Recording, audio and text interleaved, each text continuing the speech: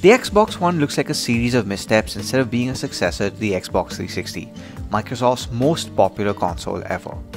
It's handicapped with a few exclusive games, not the best support from third-party developers, and has a heavy dependency on patches and updates that span gigabytes galore. Despite all of these issues, I still use my Xbox One regularly thanks to backwards compatibility. Announced at E3 2015, the Xbox One backwards compatibility program lets you play select Xbox 360 and original Xbox games on the Xbox One.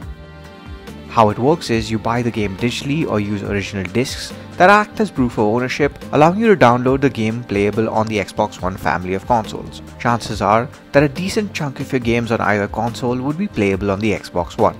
Sure, the Xbox One doesn't have something that compares to Yakuza 6, God of War, or Horizon Zero Dawn, but it does have something even better.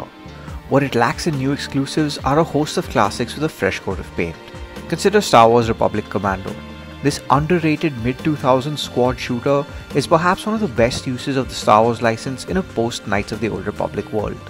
Getting it to run in widescreen on a PC with all the modern trimmings is an arduous task, when compared to just firing it up on the Xbox One where it runs smoothly, filling up every corner of the TV screen. Or about PANZER DRAGOON ORTA. The on-rail shooter from Sega is next to impossible to find and is in a class of its own thanks to visuals that hold up along with gameplay that would make most modern game designers perplexed.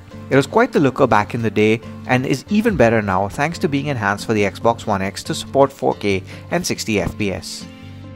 Other games received similar treatment, such as the first Crackdown, Witcher 2 and Red Dead Redemption, all of which look better than they did at launch. Sony doesn't see the point of backwards compatibility, so it hasn't invested in it, preferring to charge you for remasters or its PS Now streaming service, which is still subject to the whims of internet connectivity that's far from uniform. And Nintendo's announcement that the Virtual Console is dead on the Switch pretty much ensures that the company will focus on new experiences outside a handful of Wii U ports. When you look at the current gaming landscape, backwards compatibility fills a need that most companies choose to ignore.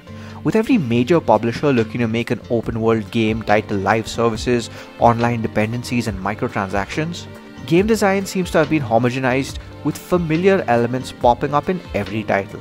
You have checkpoints, markers, factions, allies, hub worlds, side quests, large swaths of open spaces to raise havoc in, online multiplayer expansion passes, and a general disregard for narrative in favor of emergent experiences, leaving you to fill the gaps of story as we've seen in the likes of Sea of Thieves and Destiny, among others.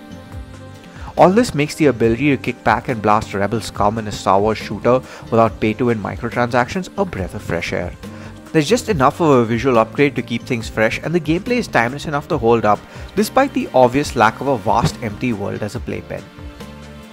And while we have no doubt that the Xbox One should have some new exclusives in the coming months to boost this year's lean lineup of Sea of Thieves, State of Decay and Crackdown 3, backwards compatibility on the Xbox One remains Microsoft's greatest exclusive to date.